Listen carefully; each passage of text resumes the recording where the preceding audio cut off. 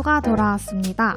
앞서 1부에서 청년마음건강센터 박경진 팀장님과 함께 청년마음건강센터에 대해서 소개하는 시간을 가져보았는데요.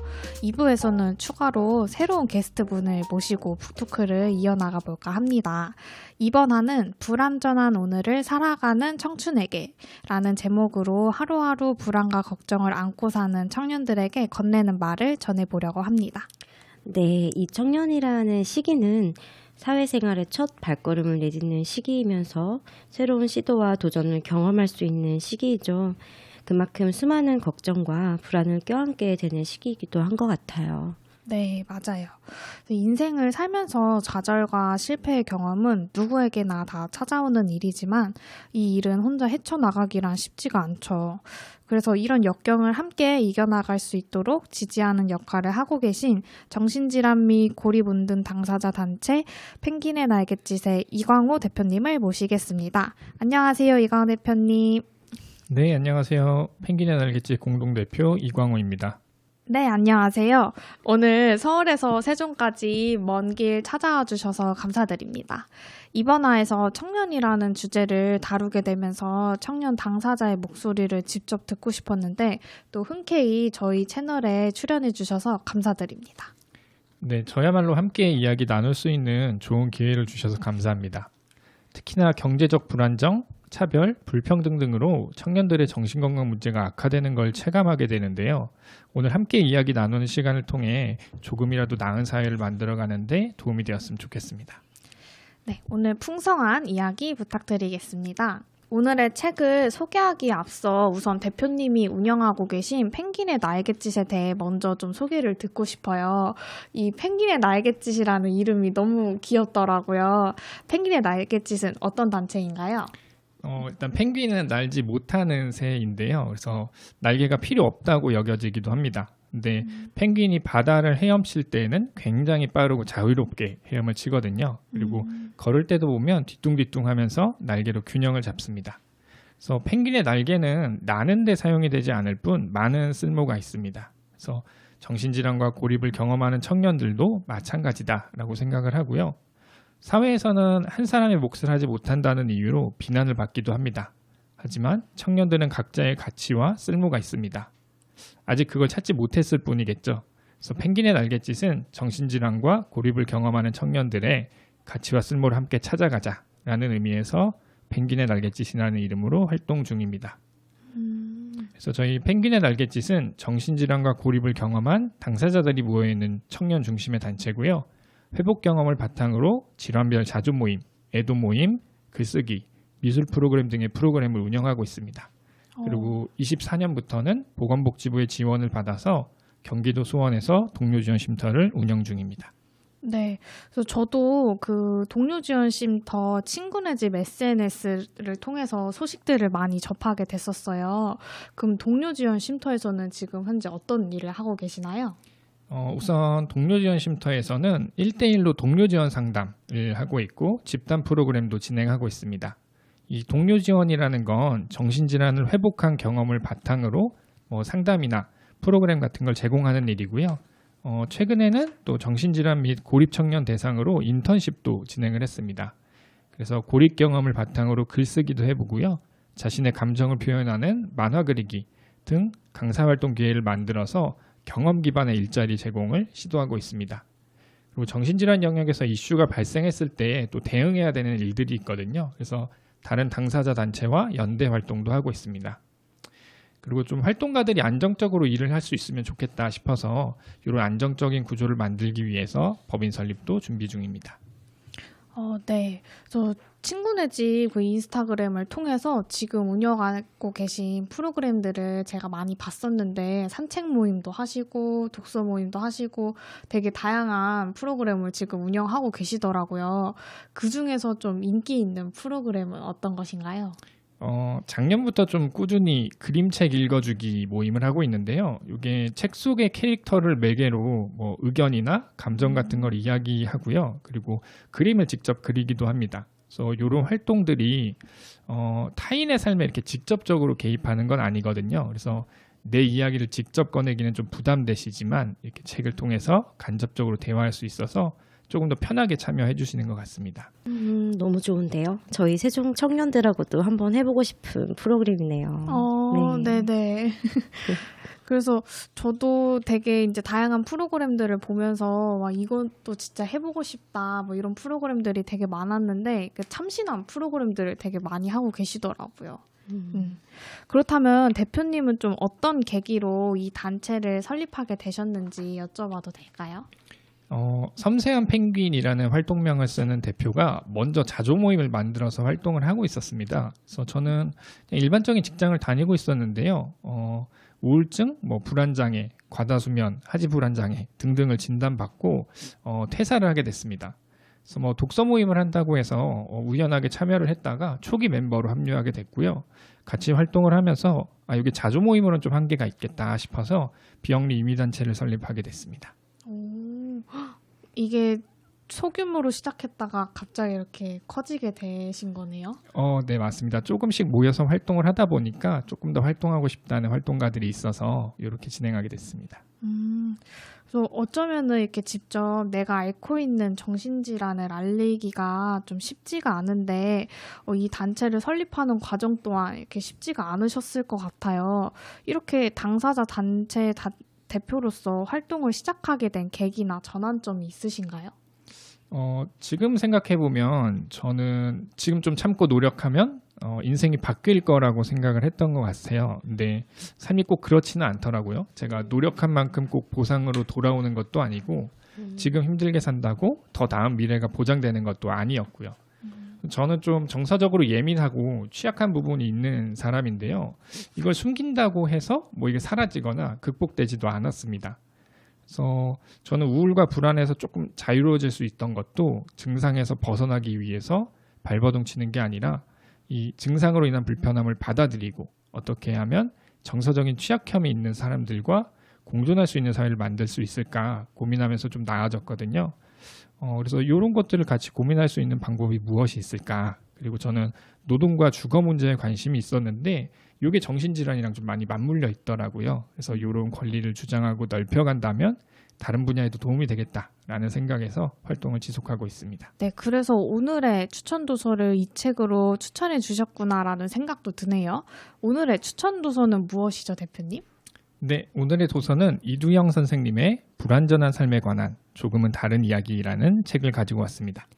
네, 이 책은 정신건강의학과 전문의이신 이두영 원장님께서 지으신 책으로 수용점용 치료 이론을 쉽게 풀어낸 책이에요. 그래서 이 책을 청년들에게 추천하는 이유가 무엇인가요, 대표님? 청년들은 자신의 감정을 충분히 마주하고 꺼내놓을 시간과 기회가 부족했기 때문입니다. 우리 사회는 연령 규범이 강한 편인데요. 청소년기에는 학교 다니고 성인이 되면 대학에 가고 졸업하면 취업과 연애하고 결혼하고 집까지 마련하는 게 공식처럼 여겨지고 있는 것 같습니다.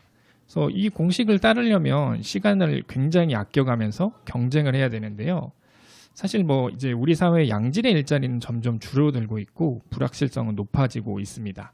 그래서 이런 정해진 길을 따라가기도 벅차다 보니까 감정이나 관계 같은 것에 시간과 에너지를 투자하는 게 낭비로 여겨지고요. 하지만 이렇게 억압되어 있던 감정은 저처럼 정신질환으로 혹은 신체적 질병으로 이어지기도 마련입니다.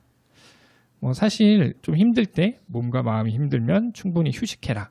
이렇게 말할 수 있으면 좋겠지만 혼자 멈춰있기가 너무 어려운 시대라서요. 이렇게 무책임하게 쉬어라 라고만 말할 수는 없으니까 나의 감정을 어떻게 하면 좀 건강하게 마주할 수 있을까? 이런 방법을 공유하면 좋겠다고 생각해서 누구보다 성실하고 바쁘게 살아가고 있는 청년들에게 이 책을 추천하게 됐습니다. 네, 저도 이 책을 보면서 수용 전념 치료가 어렵거나 뭔가 거창하지 않고 우리의 일상에서 접목된다면 우리가 보다 부정적인 감정이나 불안, 후회들로부터 좀 더 자유로워질 수 있다는 생각을 하기도 했습니다. 네, 그래서 청년 정신건강 문제가 이제 코로나 이후로 크게 대두되고 있는 이슈인데요. 국가 정신건강 현황 보고서에 따르면은 2021년 20대 정신건강 문제 경험률이 74.4%를 보였고 2024년에는 76%를 나타낸다고 하더라고요. 정말 높은 숫자이죠. 높죠. 그래서 저희가 더욱 청년들의 정신건강 문제에 주목을 해야 되지 않나 싶어요. 그래서 책 내용을 이제 자세히 들어가기 전에 이 수용전염 치료가 무엇인지에 대해서 먼저 짚고 넘어가면 좋을 것 같아요. 네, 제가 간단하게 설명을 드리면 수용 전념 치료는 심리 치료의 한 형태예요. 고통스러운 감정이나 생각을 없애려 하기보다는 이를 있는 그대로 받아들이고 개인이 중요하게 여기는 가치에 따라 행동할 수 있는 심리적 유연성을 기르는 것을 목표로 하는 이론입니다. 네, 그래서 이 이론에서는 6가지 실천 방법을 통해서 심리적 유연성을 기르는 방법에 대해 제시하고 있는데요. 심리적 유연성이 높은 사람은 스트레스와 불안한 감정을 잘 대처할 수 있다고 합니다. 그래서 이렇게 설명을 들으셨을 때 아직 수용전염 치료가 무엇인지 감이 잘 오지 않는 분들이 계실 것 같아요. 대표님께서 좀 더 쉽게 풀어서 설명해 주실 수 있을까요? 네, 정신질환 당사자가 경험하는 혼란이나 증상들이 있는데요. 요거를 없애거나 억누르는 데 집중하기보다는 내가 원하는 삶을 향해 접근해 보자는 것입니다. 그래서 우울하고 불안해도 그냥 그것은 그대로 둔 채 내가 원하는 가치와 신념을 향해 가아간다면 조금씩 회복할 수 있다고 보는 거죠. 그래서 이 관점에서는 증상의 유무가 그렇게 중요하지 않습니다. 제가 책의 내용을 조금 빌려와 보겠습니다. 20페이지의 내용인데요. 내면의 고통과 투쟁하거나 불편한 마음을 통제하려고 애쓰는 대신 스스로의 삶에서 가치 있는 것들, 의미 있고 소중한 것들과의 접촉을 늘려나가고 원하는 삶을 실제로 살아갈 수 있게 하는 기능적이고 실효적인 변화를 늘려나가는 관점이 수용 전념이다. 이는 힘든 마음을 해결할 수 있는 또 하나의 방법이 아니다. 그보다는 삶을 바라보는 관점이 근본적으로 다른 철학이다. 예를 들면 이렇습니다. 저는 여전히 고속버스나 광역버스를 타면 공황 증상이 오는데요. 속이 메스껍고 호흡이 가빠지는 증상이 있습니다. 그래도 저는 중요한 일이 있거나 급한 일이 생기면 공황이 올 수도 있겠지만 이걸 감수하고 광역버스를 타는 선택을 합니다. 인데놀이라는 약이 있는데 이게 혈압과 맥박을 낮춰주는 약입니다. 이거를 미리 먹고 자리에 오릅니다. 왜냐하면 저는 소중한 사람과의 약속에 늦지 않는 것, 그리고 제가 하고자 하는 일에 지장을 주지 않는 게 더 가치 있는 일이기 때문입니다. 그래서 증상의 유무가 아니라 내 삶의 가치를 따라 선택하고 판단하는 것이 수용 전념이라고 볼 수 있겠습니다. 네, 대표님께서 직접 경험하신 사례를 들어 설명해 주시니까 더 이해가 잘 되는 것 같네요. 그동안 고통이 되는 원인을 찾고 그 원인을 없애려고만 했었던 것 같은데 이 이론에서는 고통을 오롯이 느끼고 받아들여라 라고 말하고 있어요. 그래서 저도 이 부분이 다른 이론들과 가장 큰 차이점이라고 생각했던 것 같아요. 네, 어쩌면 나의 약한 점에 주저앉기보다는 그걸 이해하고 나를 위한 방법을 찾는 것이라고 볼 수 있을 것 같은데요. 저도 이 일을 하면서, 이 실무를 하면서 청년들을 많이 만나는데 이와 같은 내용으로 가장 많이 설득을 하게 되는 것 같아요. 네. 앞서 수용전염 치료는 6가지 실천 방법을 제시하고 있다고 말씀드렸는데요. 저희가 시간 관계상 내용을 다 담기에는 어려워서 오늘 대표님과 팀장님께서 생각하시는 가장 중요한 실천 방법에 대해서만 알아보도록 할게요. 수용전염 치료의 6가지 실천 방법은 수용, 탈융합, 현재와의 접촉, 맥락으로서의 자기, 전념 행동과 가치가 있습니다. 대표님은 이 6가지 실천 방법 중에 가장 중요하게 생각하는 요소가 어떤 거라고 생각하시나요? 제가 가장 중요하게 생각하는 축은 탈융합입니다. 국어사전에서는 융합을 다른 종류의 것이 녹아서 서로 구별이 없게 하는 하나로 합하여지는 것이라고 정의하고 있는데요. 수용전염 치료에서는 생각과 나가 하나로 합쳐져 있고 이 생각이 나다라는 관념에서 벗어나는 것을 탈융합이라고 말합니다. 우리에게는 떠오르는 생각으로부터 의도적으로 빠져나와서 거리를 두고 그 생각을 바라볼 수 있는 힘이 있다는 것입니다. 이게 말로 설명을 하니까 이해가 조금 어렵긴 한데요. 인간이 언어를 통해서 생각한다는 점을 떠올리시면 조금 더 이해가 쉬울 것 같습니다. 우리는 추상적인 개념, 좋다, 기쁘다 같은 감정을 언어로 구체화합니다. 그래서 불안하다라는 말도 추상적인 감정을 구체적인 단어로 표현한 것인데요. 이게 무의식 중에 이루어지기 때문에 이 생각이 그냥 나다라고 인식하기가 쉽습니다. 하지만 이 융합된 생각으로부터 벗어난다면 나는 불안하다가 아니라 나는 불안함을 느끼고 있다라고 바꿔 말할 수 있게 됩니다. 그래서 불안 자체가 나라는 게 아니라 나라는 존재가 불안을 느끼고 있구나라는 것을 알아차리는 것이죠. 네. 저희가 그동안 많이 언급했었던 감정일기가 좋은 예시가 될 것 같은데요. 내 감정을 글로 써봄으로써 나의 생각과 감정을 나와 분리해서 볼 수 있는 대표적인 방법이라고 볼 수 있을 것 같아요. 맞습니다. 요 작고 미묘해 보이는 변화가 차이를 만들어냅니다. 불안 자체와 융합된 경우에는 나 자체가 불안이니까 그 불안을 피할 방법이 없습니다. 하지만 불안을 느끼는 나를 한 발 떨어져서 거리를 두고 볼 수 있다면 이 불안과도 거리를 둘 수 있게 됩니다. 물론 불안을 느끼고 있겠지만 이 감정에 압도되지 않고 다른 선택을 할 수 있게 됩니다. 저처럼 불안을 느끼고 있지만 버스를 탄다던가 혹은 불안을 느끼지만 먼저 말을 걸어보는 것처럼 다른 방향을 선택할 수 있는 가능성을 만들어냅니다. 네, 이런 시작이 있어야 앞으로 나아갈 수 있고 더 자유로운 선택도 할 수 있는 것 같아요. 네. 이제 이 어떤 한 생각이 한번 나를 가두게 되면은 그 생각에서 쉽게 빠져나오기가 쉽지가 않더라고요. 네, 맞습니다. 책에서도 이런 내용을 담는 구절이 있는데요. 제가 책에 나온 구절 한번 소개해 드리겠습니다. 책의 109페이지고요. 회피의 무서움은 한 번 형성된 언어적인 관념이 수정될 수 있는 새로운 맥락의 경험을 아예 차단한다는 데 있다. 나는 절대 사랑받지 못하는 사람이라는 언어와 융합된 일은 자신을 아껴주고 따뜻이 대해주는 사람을 이해하지 못하거나 무언가 다른 의도가 있어서 친절을 베푸는 것이라고 경계할 수 있다. 나는 뭘 해도 실패하는 사람이라는 문장과 융합되어 있다면 지금 여기에서 충분히 시도할 수 있는 다음 단계의 시도조차 회피할 가능성이 있다. 그래서 언어가 만든 관념이나 신념은 시간이 갈수록 더 단단해집니다. 저는 인간관계는 부질없다라는 문장이랑 융합되어 있는 사람이었는데요.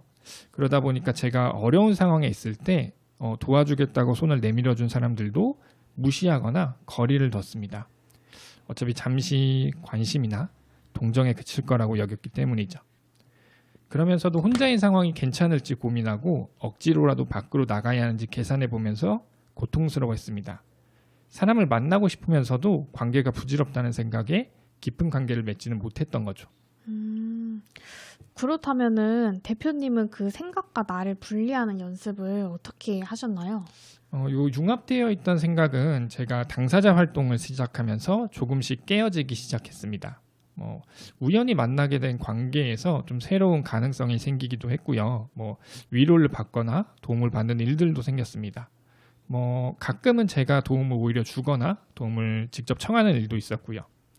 그러다 보니까 더 많은 것들을 보고 느낄 수 있게 됐습니다.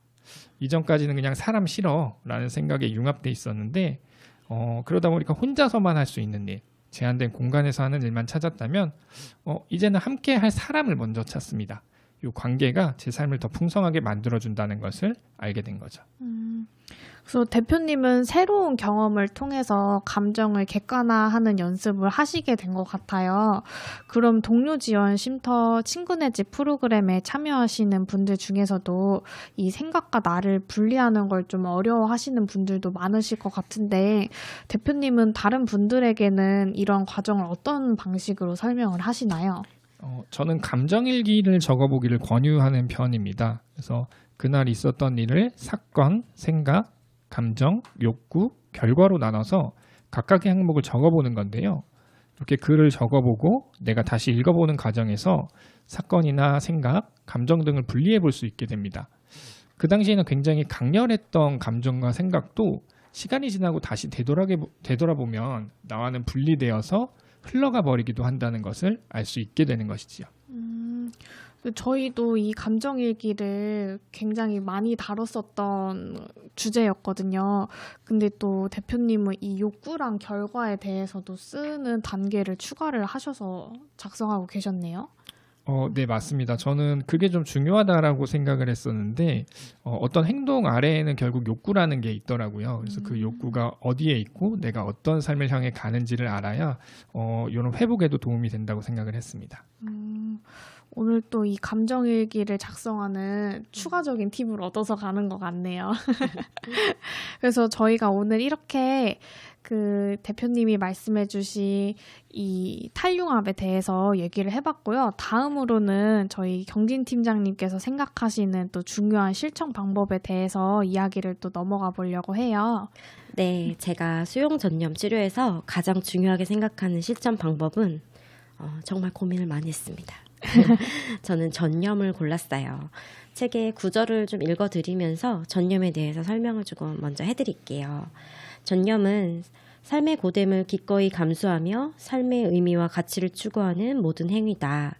당신이 오늘 지금 여기에서 전념할 수 있는 것은 무엇인가? 한 번뿐인 나의 삶, 하루, 지금 이 순간을 가장 가치 있게 보낼 수 있는 행동은 무엇인가?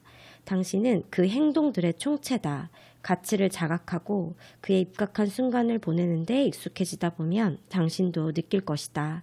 순간의 쾌감이나 기쁨, 안도가 아닌 당신이 소중하게 여기는 것들에 다가가고 있다는 근원적인 충만함을, 그러나 감동을 주는 행동을 매 순간 그저 이어나가는 것이 전념이다. 네, 페이지 186에 나와 있는 글인데요. 네, 이 전념 파트에서는 내가 나아가고자 하는 삶의 방향, 내가 추구하는 삶의 가치를 위해 행동으로 실천하라는 메시지를 전달하고 있었어요. 네, 저는 책에서 이 전념 파트를 읽으면서 우리가 어떠한 일을 하게 될 때 나를 붙잡는 것들에 대해 생각해 보게 되었습니다. 책에서는 불안의 두 얼굴, 감정, 화를 내는 방법, 감성 그리고 불편한 느낌 속 고단한 나의 행복 이렇게 나누어서 전하기도 하는데요. 불안은 좋고 나쁨의 영역이 아니라 불안을 나의 일상에서 어떻게 쓰고 있는지를 생각하도록 필자는 말을 합니다. 오늘 내가 보내는 일상이 이렇게 하지 않으면 불안해서 라는 이유에 어울리는지, 혹은 이렇게 살아가는 것이 내가 원하는 하루에 알맞아서 라는 이유에 어울리는지 살펴보도록 합니다. 저도 불안을 제 일부분처럼 갖고 있는 사람인데요. 저자는 이 불안은 다가올 일들을 대비하고 문제를 수정하는 데 순기능이 있고, 이 불안이라는 현상이 우리를 독재하도록 두지 말고 우리의 삶을 점검하고 독려하는 도구가 될 수 있도록 해보자고 말을 합니다. 그리고 감정을 이해하는 것과 감정이 시키는 대로 하는 것의 차이를 말하고 있는데요. 마음이 불편한 일들은 무조건 멀리하고 피하는 게 아니라 불편한 감정은 수용하되 이 불편함을 딛고 우리가 계획한 또는 해야 할 일을 하는 나, 그리고 누군가를 응원하고 있습니다. 네, 이렇게 휘몰아치는 감정을 잘 들여다보고 보살피는 것도 중요하지만 현실을 살아가는 데 필요한 일들을 내버려두면 더 크게 돌아오기도 하니까요. 네, 전념을 통해서 나의 하루를 당장은 편안하지만 공허하고 두려운 것들 대신 때로 불편하고 귀찮지만 소중한 것들, 꾸준히 이어갈 만한 가치가 있는 것들로 채워준다고 말을 합니다.